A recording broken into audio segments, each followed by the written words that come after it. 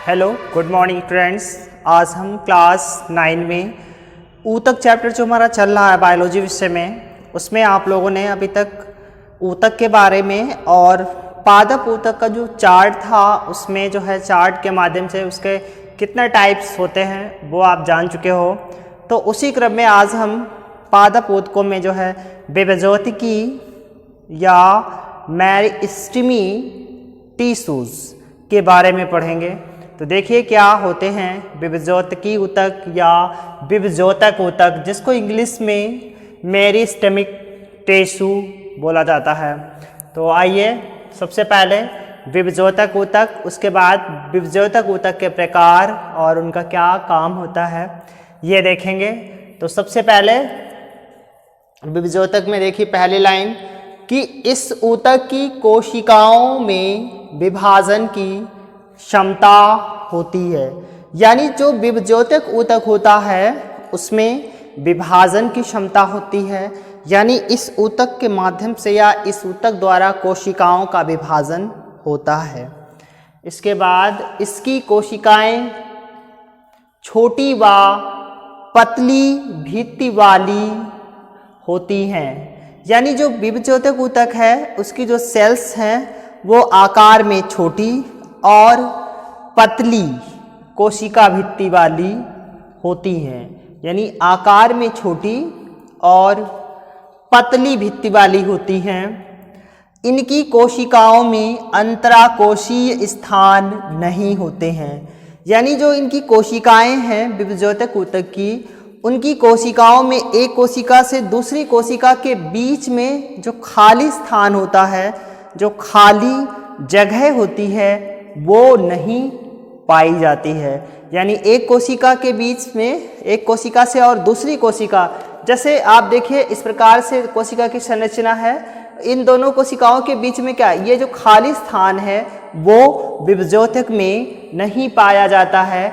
इनकी कोशिकाओं में अंतराकोशीय स्थान, इसी को अंतराकोशीय स्थान कहते हैं, ये नहीं पाया जाता है, बल्कि इसकी जो कोशिकाएं होती हैं विभजोतक ऊतक की वो आपस में ऐसे चिपकी हुई होती हैं। यानी इस प्रकार से कोशिकाएं इसकी व्यवस्थित होती हैं।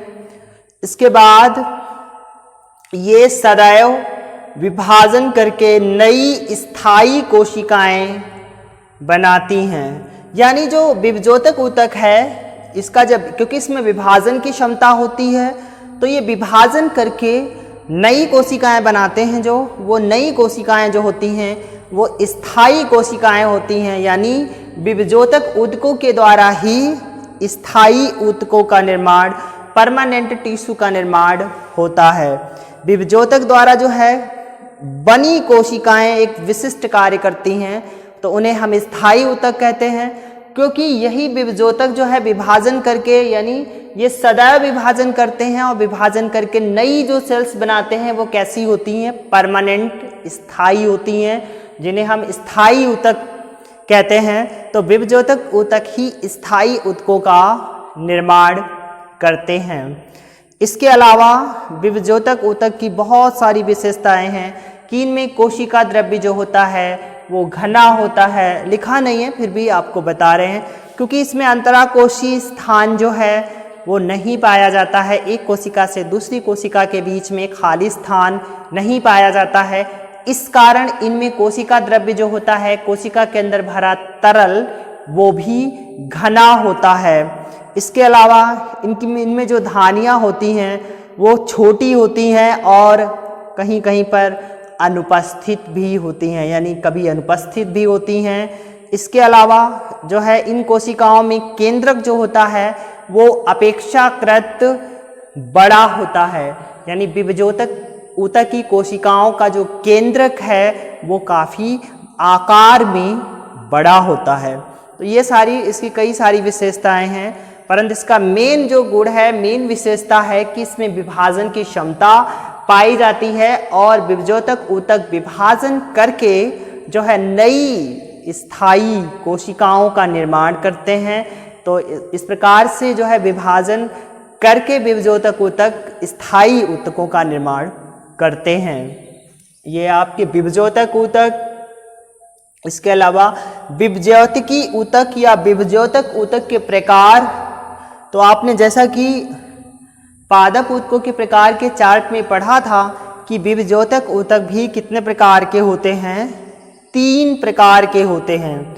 और इनके 3 प्रकारों में से पहला प्रकार है शीर्षस्थ विभज्योतक, यानी शीर्षस्थ विभज्योतक ऊतक या शीर्षस्थ विभज्योतक। तो क्या होता है शीर्षस्थ और कहाँ पाया जाता है?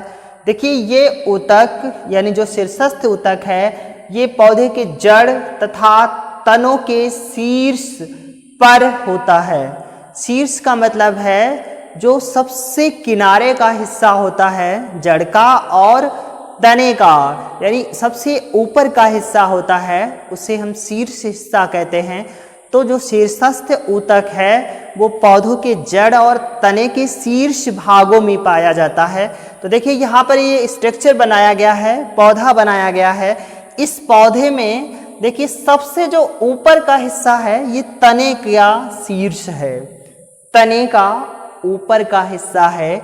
इस तने के ऊपर वाले हिस्से में शीर्षस्थ विभज्योतक ऊतक उपस्थित है। यानी विभज्योतक ऊतक जो है ये पौधे के तने, पौधा ये पूरा है और इस पौधे के तने के शीर्ष भाग तथा इसी में जो जड़ें होंगी उनके शीर्ष भाग पर, यानी जड़ें जहाँ से समाप्त हो रही होती होंगी वहाँ पर ये ऊतक उपस्थित होता है। इसके अलावा शीर्षस्थ ऊतक का कार्य क्या है कि ये विभाजन से ही, यानी इसके विभाजन से ही जड़ व तने में वृद्धि होती है।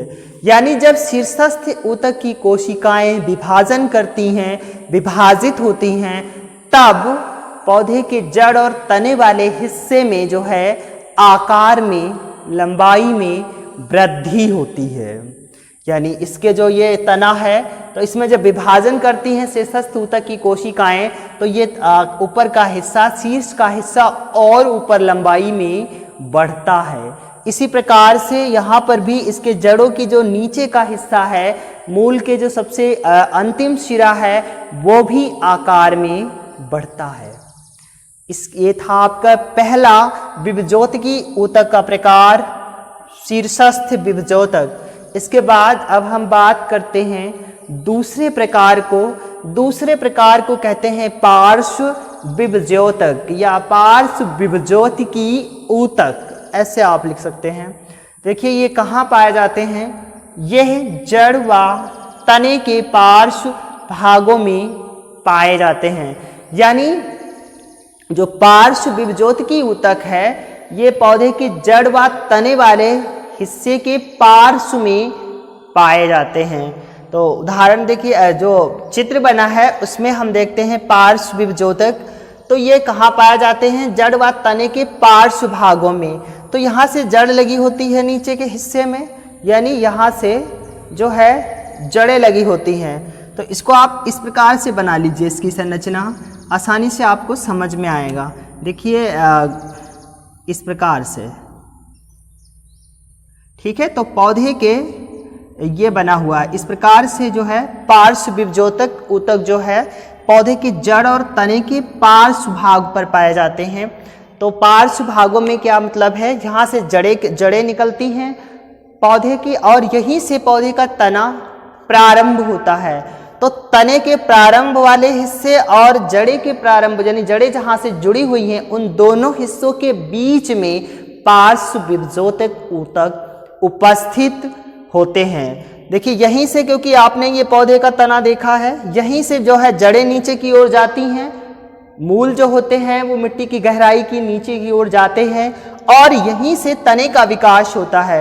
यानी जड़ और तने जहाँ पर आपस में जुड़ते हैं उस पार्श्व भाग पर पार्श्व विभज्योतिकी ऊतक पाए जाते हैं। और इनका काम क्या होता है? ये पौधे के जड़ और तने की जो है मोटाई में वृद्धि करते हैं। किस में वृद्धि करते हैं? मोटाई में वृद्धि करते हैं। जबकि आपने यहाँ पढ़ा था शीर्षस्थ विभज्योतक में ये पौधे की जड़ व तने में वृद्धि करते हैं, यानी ये पौधे की जड़ और तने में जो है लंबाई में वृद्धि कर रहे हैं। और जबकि पार्श्व विभजोतक ऊतक जो हैं ये जड़ और तने की मोटाई में वृद्धि करते हैं, क्योंकि यहीं से जड़ नीचे की ओर गई है और यहीं से तना ऊपर की ओर गया है। तो यही क्योंकि पौधे का जो तने का नीचे का हिस्सा होता है वहीं से मोटाई होना प्रारंभ होता है। तो सबसे पहले यहीं से तना जो है मोटा होना प्रारंभ होता है। तो इस प्रकार जो ये पार्श्व विभजोतक ऊतक है ये पौधे की तने और जड़ दोनों की मोटाई में वृद्धि करते हैं, यानी मोटाई करते हैं। इसके बाद तीसरा हमारा प्रकार है विभजोतक ऊतक का। तीसरे प्रकार का नाम है अंतर्विष्ट विभजोतक। अंतर्विष्ट विभजोतक या अंतर्विष्ट विभजोतिकी ऊतक। देखिए क्या है, ये पत्तियों के आधार व टहनी के पर्व के दोनों ओर उपस्थित होते हैं। यानी जो अंतर्विष्ट विभजोतक ऊतक हैं ये पौधे में जिस हिस्से से टहनी लगी होती हैं, जिस हिस्से से पत्तियां जुड़ी होती हैं, उस हिस्से में ये पाए जाते हैं। देखिए यहाँ पर ये वृक्ष बनाया गया है, मतलब आपको मॉडल स्वरूप समझाने के लिए। तो यहाँ पर देखिए इस हिस्से में जो है यहाँ पर टहनियाँ लगी हो सकती हैं और उन्हीं टहनियों में पत्तियां लगी हो सकती हैं। तो उस हिस्से में जो है अंतर्विष्ट विभजोतक पाए जाते हैं। इसको समझने के लिए इस प्रकार समझ लीजिए। देखिए ये किसी एक पत्ती की संरचना है और इस एक पत्ती की संरचना के माध्यम से आप आसानी से समझ पाएंगे। ये एक पत्ती बना रहे हैं, ठीक है। इस प्रकार से आपने जनरली पत्तियों को देखा होगा। अब ये पत्ती जो है किसी पौधे की टहनी से, यानी जिस किसी पौधे की टहनी से जुड़ी होगी, और टहनी यानी ये एक शाखा है, किसी पौधे की ये एक शाखा है और इस शाखा से ये पूरी टहनी ये बीच वाला हिस्सा है। इस पूरे बीच वाले हिस्से को टहनी कहते हैं। तो ये बीच वाला हिस्सा इस शाखा से जुड़ा हुआ है और ये छोटी छोटी पत्तियां इस टहनी से इस जगह से जुड़ी हुई हैं। तो अंतर्विष्ट विभजोतकी इस स्थान पर और जहां से ये पत्तियां जुड़ी हुई हैं इन स्थान पर उपस्थित होता है।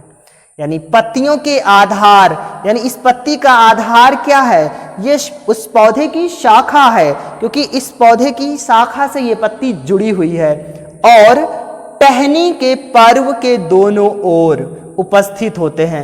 यानी ये टहनी का पर्व जहां से टहनियां निकलती हैं, तो किसी शाखा में जहां से टहनियां निकलती हैं वहां पर इस प्रकार से संरचना बनती है और वहां से नई शाखा निकल जाती है। और पत्ती का आधार, तो ये पत्तियां यहां से जुड़ी हुई हैं, ये पत्ती का आधार, इन दोनों स्थान पर अंतर्विष्ट विभजोतिकी ऊतक पाया जाता है। तो ये थे तीनों विभजोतिकी ऊतक के प्रकार आज हमने किए। और आप लोगों जो है ये चित्र भी इसी के साथ आपको बनाना है, ड्रॉ करना है और इस थ्योरी को भी अपनी कॉपी पर अच्छे से फेयर करना है। आज के लिए बस हमारा इतना ही।